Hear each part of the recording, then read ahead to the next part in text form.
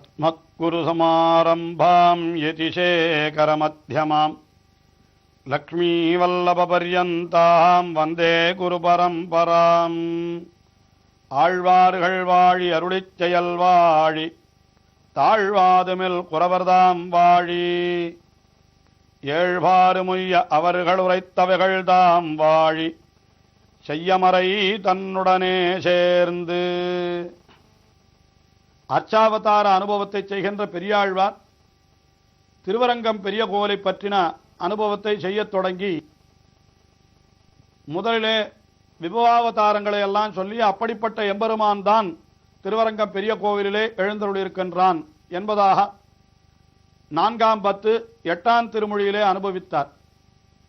அடுத்தபடியாக அந்த திருவரங்க அனுபவம் மேலும் அதே மாதிரியாக தொடர்கிறது. இதிலே இன்னும் வேறுபட்டும் பல விசேஷங்களை காட்டுகின்றார் என்று நாம் பார்த்து வருகின்றோம். அதிலே 2ஆம் பாசுரம் மிக அற்புதமான பாசுரம். அதை ஓரளவு அனுபவித்தோம். அந்த எம்பெருமான் தன் அடியார் திறத்தகத்து தாமரையாளாகிலும் சிதகுரைக்கு மேல் என்று அந்த தாமரையாளான பெரிய பிராட்டியாரே வந்து குறை சொன்னாலும் கூட அடியவர்களை கைவிட மாட்டான் எம்பெருமான். அதற்கு என்ன சாட்சி என்றால், ஆதாரம் எது என்று கேட்டால், அடியவர்களே பிராட்டியினுடைய ஸ்தானத்திலே இருந்த அடியவர்களே சில பேர் அவனை சுக்ரீவன் முதலானவர்கள் இந்த விபீஷணனை ஏற்றுக்கொள்ளக் கூடாது என்று சொன்ன பொழுதும் கூட எம்பெருமான் நான் அந்த விபீஷணனை ஏற்றுக்கொண்டுதான் தீருவேன் என்று தன்னுடைய உறுதியை காட்டினான் அல்லவா. அப்படிப்பட்ட எம்பெருமான் எழுந்தருளி இருக்கிற இடம் திருவரங்கம். அந்த திருவரங்கனுக்கு அன்றி மற்றொருவருக்கு ஆளாவரும். இப்படி இருக்கிற எம்பெருமானை விட்டு நாம் வேறொருவருக்கு எதற்காக ஆளாக வேண்டும்? நாம் குற்றமே செய்திருந்தாலும் கூட நம்மை கைவிடாதவன் என்றால் அவன்தான் நமக்கு உத்தேசன் என்பதாக 2வது பாசுரத்திலே காட்டினார். அதற்கு பிறகு 3வது பாசுரத்திலே நமக்கு இருக்கக்கூடிய விரோதிகளையும் தொலைத்து நம்மை ஏற்றுக்கொள்ளுபவன் பகவான். அந்த திருவரங்கன் எப்படிப்பட்டவன் என்றால், எப்பேற்பட்ட விரோதிகளாயிருந்தால் அந்த விரோதிகளையெல்லாம் தொலைத்து நம்மை ஏற்றுக்கொள்ளுபவன். அது மட்டுமல்ல, ஒருபோதும் நம்மை திருப்பி அனுப்பாமல் தன்னிடத்திலேயே வைத்துக் கொள்வான் என்று அவனுடைய பெருமையை இன்னும் அதிகமாக தெரிவிக்கின்றார் 3வது பாசுரத்திலே. அருளுடைய பொழில் மருதம் கதக்களிரும் பிளம்பனையும் கடியமாவும் உருளுடைய சகடரையும் மல்லரையும் உடைய விட்டோச கேட்டான் மண்டலத்தோடு அத்தி வைத்தேடி வாங்கி அருள் கொடுத்தடியவரை ஆட்கொள்ளோர் அணியரங்கமே. முன்னடிகளிலே எம்பெருமான் விரோதிகளை தொலைப்பவன் என்பது சொல்லப்படுகிறது. யார் யாரையெல்லாம் தொலைத்தான் எம்பெருமான் என்றால், கருளுடைய பொழில் மருதும் என்றால் மருது 2 மருத மரங்கள், இந்த பொழில் போல அழகாக இருந்த மரதங்கள், அந்த கருளுடைய பொழில் மருதும். அதற்கு மேலே கதக்களிரும், களிறு என்னால் கோலையாபீட்டம் என்கிற யானை. இந்த சரித்திரங்களை எல்லாம் ஏற்கனவே நாம் பார்த்திருக்கிறோம். அதற்கு மேலே கருளுடைய பொழில் மருதும் கதக்களிரும் கரியமாவும் என்று இதே போல கரியமா என்னால் ஒரு குதிரையினுடைய வடிவிலே ஒரு அசுரன் வந்தான், கேசி என்பவன். அவனையும் எம்பெருமான் அழித்தான் என்று இதெல்லாம் நாம் மாவினவாய் பிளந்துகந்த மால் என்று நாம் பார்க்கிறோம். அத கதக்களிரும் கரியமாவும் உருளுடைய சகடினையும் மல்லரையும். உருளுடைய சகடம் என்றால் சகடு, சகடினையும் என்றால் சகடத்தை என்று, சகடரையும் என்று ஒரு பாடம் இருக்கிறது. ஆனால் வியாக்கியானத்தில் இருக்கிற பாடம் சகடினையும் என்றே இருக்கிறது. உருளுடைய சகடினையும் மல்லரையும். கம்சனாலே ஏவப்பட்ட அந்த மல்லர்கள், ஒரு வண்டியிலே ஆவேசித்து வந்த அசுரன் சகடாசுரன், அவனையும் அழித்தான் என்று இப்படி மருதமரம் என்ன, கோலையாபீட்டம் என்கிற யானை என்ன, அதே போல கேசி என்கிற அசுரன் என்ன, இன்னும் இந்த சகடாசுரன் என்ன, இத்தனை பேரையும் மல்லர்கள் என்ன, முஷ்டிகன் சாணூரன் என்கிற மல்லர்கள், இவர்கள் அத்தனை பேரையும் என்ன செய்தான் என்றால், இப்படி உடைய விட்டு ஓசை கேட்டான். அவர்களையெல்லாம் உடைய விட்டு என்றால் அவர்கள் நொறுங்கி போகும்படி செய்து அந்த ஓசை, அவர்கள் அலறுகின்ற அலறல் அது கேட்கும்படி செய்தான் என்றும் சொல்லலாம். அப்படி செய்தவனவன். இப்படி நம்முடைய விரோதிகளை எல்லாம் அழிக்கின்றான்.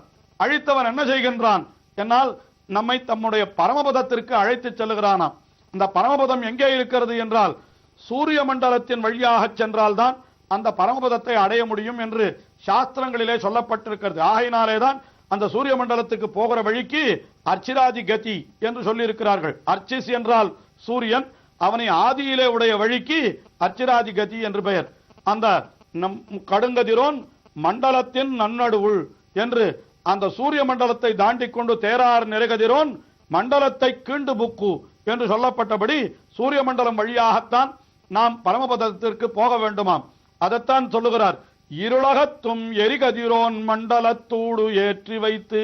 நம்ம எல்லாம் எம்பெருமான் என்ன செய்கிறான், இந்த உலகத்தினுடைய இருளை எல்லாம் அகற்றுகின்ற எரிகதிரோன் சூரியன், அந்த சூரிய மண்டலத்திலே நம்மை ஏற்றி வைத்து அந்த வழியாக நம்மை பரமபதத்திற்கு அழைத்து செல்லுகிறான்.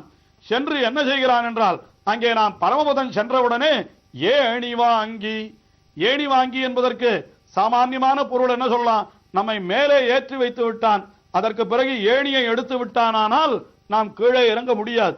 அதிலிருந்து என்ன தெரிகிறதுன்னா, பரமபதத்திற்கு போனால் நாம் திரும்பி வரவே முடியாது, அங்கேயே இருக்க வேண்டியதுதான் என்று அவனுடைய அருளை பெற்றுக்கொண்டு நிரந்தரமாக அங்கே இருக்கலாம் என்கிற அர்த்தத்தை தான் ஏணி வாங்கி என்று சொல்லுகிறார் என்று சொல்லலாம். ஆனால் வியாக்கியானத்திலே அந்த அர்த்தம் சொல்லப்படவில்லை. விசேஷமான அர்த்தம் ஏன் என்றால் உபாயம். இங்கிருந்து நாம் பரமபதம் செல்லும் வரை எம்பெருமான் உபாயமாக இருக்கிறான், அதற்கு வழியாக இருக்கிறான். ஆனால் பரமபதத்திற்கு சென்று விட்டால் அதற்கு பிறகு எம்பெருமான் அங்கே உபாயமாக இல்லையாம், அவனுடைய உபாயத்துவ ஆகாரம் குலைந்து விடுகிறது. அப்புறம் என்ன எப்படி இருக்கிறான் என்றால் அனுபவிக்கப்படுபவனாக உபேயமாக எம்பெருமான் இருக்கிறான்.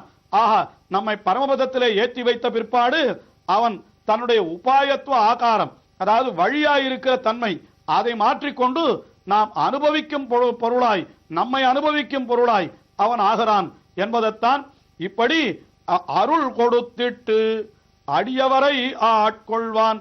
இப்படியெல்லாம் அருள் கொடுத்திட்டு அடியவர்களை எல்லாம் ஆட்கொள்ளுகின்றவன் யார் என்னால் அந்த எம்பெருமான் ஸ்ரீமன் நாராயணன். அவனுடைய ஊர் எது என்றால் அதுதான் திருவரங்கம் என்று விரோதிகளை எல்லாம் அழித்து நம்மை பரமபதத்திற்கு அழைத்து சென்று மறுபடியும் நாம் பரமபதத்திலிருந்து திரும்பி வராதபடி, இந்த துன்பங்களை அனுபவிக்க வேண்டாதபடி நம்மை செய்து தன்னையே நமக்கு கொடுத்து நாம் அவனையே அனுபவித்துக் கொண்டிருக்கும்படி செய்பவன் அந்த எம்பெருமான். அப்படிப்பட்டவன் எழுந்தருள் இருக்கிற இடம் இந்த திருவரங்கம் என்று இப்படி 3வது பாசுரத்திலே காட்டினார். அடுத்தபடியாக 4வது பாசுரம், அதிலே என்ன காட்டுகிறார் என்றால், இந்த உலகத்திலே இருக்கக்கூடிய பேர்கள் எவையேனும் 1-2 உண்டானால் அவற்றையும் கூட அந்த எம்பெருமான் கொடுப்பான் அல்லவா என்று அதையும் அப்படி குறிப்பாலே காட்டுகின்றார் 4வது பாசுரத்திலே. 16,000 தேவிமார் பணி செய்யா துவரையன்ன மதில் நாயகராகி வீத்திருந்த மணவாளர் மண்ணு கோயில் மலர் கமலம் எம்பெருமான் பொன்மயத்தில் கோவே போல்வான் புதுநாயகம் பாவித்திருமாந்து பொன்சாய்க்கம் புனரங்கமே.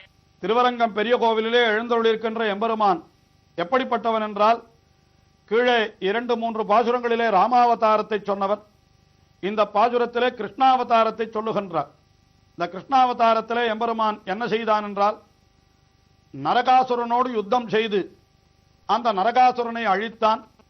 அந்த நரகாசுரனாலே சிறை வைக்கப்பட்டிருந்த 16,108 தேவஸ்திரீகள், அந்த தேவர் பெண்கள், தேவதைகள், அந்த பெண்களை எல்லாம் மீட்டுக் கொண்டு வந்தானாம். அவர்கள் அத்தனை பேரும் கண்ணபிரானியே திருக்கல்யாணம் செய்து கொள்ள வேண்டும் என்று தங்களுடைய விருப்பத்தை தெரிவித்தார்கள். உடனே அவர்களுடைய விருப்பத்தை நிறைவேற்றும் முகமாக அவர்கள் அத்தனை பேரையும் திருக்கல்யாணம் செய்து கொண்டானாம். இந்த சரித்திரம் ஏற்கனவே சொல்லப்பட்ட சரித்திரம்தான். அதை இந்த பாசுரத்திலே மறுபடியும் அனுபவிக்கிறார். 16,000 தேவிமாறு பணி செய்யா என்று 16,000 என்றால் 16,108 என்று சொல்லப்படுகின்ற அந்த கன்னிகள் தேவிமார் பணி செய்ய அவர்கள் அத்தனை பேரும் தொண்டு செய்யும்படியாக எம்பெருமான் எங்கே இருக்கிறான் என்றால், துவரையன் மதில் நாயகராகி துவாரகாபுரி என்று சொல்லப்படுகின்ற அந்த துவரை, அதிலே நாயகராகி வீற்றிருந்த மணவாளர் என்று இப்படி அவன் பெரிய ஒரு சாம்ராஜ்யாதிபதியாக அங்கே எழுந்தருளியிருந்தான் என்று சொல்லுகின்ற முகத்தாலே அந்த எம்பெருமானை அடிபணிந்தால் நமக்கும் கூட அப்பேறு கிட்டும் என்று கூட, அதாவது அப்படிப்பட்ட ஒரு பெரிய அதிகாரத்திலே இருக்கக்கூடிய பேரு கிட்டும் என்று இவர்கள் கூட விஸ்வசிக்கலாம் அல்லவா. இப்படி வீற்றிருந்த மணவாளர் மண்ணு கோயில், அந்த மணவாளர் எழுந்தருள் இருக்கிற இடம்தான் திருவரங்கம் என்று தெரிவித்தார். அந்த திருவரங்கத்திலே எம்பெருமான் பெரிய நாயகனாக வீற்றிருந்தது ஆச்சரியம் அல்ல. அந்த திருவரங்கத்திலே இருக்கக்கூடிய ஒரு தாமரைப்பூ கூட பெரிய நாயகத்துவம் தோற்ற வீற்றிருக்கிறது என்கிறார். இது ஒரு ஆச்சரியம் இல்லையா? என்ன தெரிவிக்கிறார் பாருங்கள். புதுநாயகம் புதுநான்மலர் கமலம். புது நான்மலர் கமலம் என்றால் அப்பொழுதே மலர்ந்த ஒரு பூவாம், தாமரை பூவாம். அந்த தாமரை பூ எப்படி இருக்கிறது என்றால் பார்ப்பதற்கு நன்றாக மலர்ந்து பெரியதாக அழகாக இருக்கிறது. அது என்ன நினைத்துக் கொள்கிறது என்றால் எம்பெருமான் பொன்வயிற்றில் பூவே போல்வான் என்று எம்பெருமானுடைய திருவயிற்றிலிருந்து உண்டான ஒரு தாமரை, அதாவது பிரம்மாவுக்கும் உற்பத்தி ஸ்தானமாக இருக்கக்கூடிய ஒரு தாமரை. அந்த தாமரையிலிருந்து தானே உலகங்கள் எல்லாம் படைக்கப்பட்டது. ஆயினாலே உலகங்கள் அனைத்திற்கும் எது நாயகம் என்றால் அந்த உந்தி தாமரை தானா. ஆக இந்த திருவரங்கம் பெரிய கோவிலிலே அந்த மலர்கின்ற அந்த வயல்வெளிகளிலே மலர்கின்ற அந்த புது நான்மலர் கமலம் என்ன நினைத்துக் கொள்ளுகிறது? எம்பெருமான் பொன்வயத்தில் பூவே போல்வான் என்று அவனுடைய திருவயத்திலே இருக்கக்கூடிய நாபிக் கமலத்திலே இருக்கக்கூடிய தாமரையை போலே தன்னை நினைத்துக் கொண்டு பொதுநாயகம் பாவித்து, எல்லாருக்கும் நான் தான் பொதுவான நாயகன் என்று பாவித்து இருமாந்து என்று பெரிய கர்வத்தோடு அது பொன் சாய்க்கும் என்கிறார். அப்படியே அது இருமாந்து சாய்கின்ற பொழுது அதிலிருந்து அந்த மகரந்த தூள்கள், அது பொன் துகள்கள் உதிருகின்றபடியினாலே, அப்படி அரசர்கள் தன்னை வந்து அண்டுபவர்களுக்கு தங்கத்தை கொடுப்பது போல இந்த தாமரை என்ன செய்கிறது? அப்படி மகரந்த தூள்களை கொடுக்கிறதாம். பொதுநாயகம் பாவித்து இருமாந்து பொன் சாய்க்கும் திருவரங்கம் பொன்னரங்கம் என்று இந்த திவ்ய தேசத்தை வர்ணிக்கிறார். ஆக எம்பெருமான் நாயகனாக வீத்திருந்தான். அவனுடைய திவ்ய தேசத்திலே பூத்த தாமரையும் கூட நாயகமாக வீத்திருக்கிறது என்று இப்படி திருவரங்கத்தை அனுபவித்தார் பெரியாழ்வார். அவருடைய அனுபவம் மேலும் தொடர்கிறது. தொடர்ந்து அனுபவிப்போம்.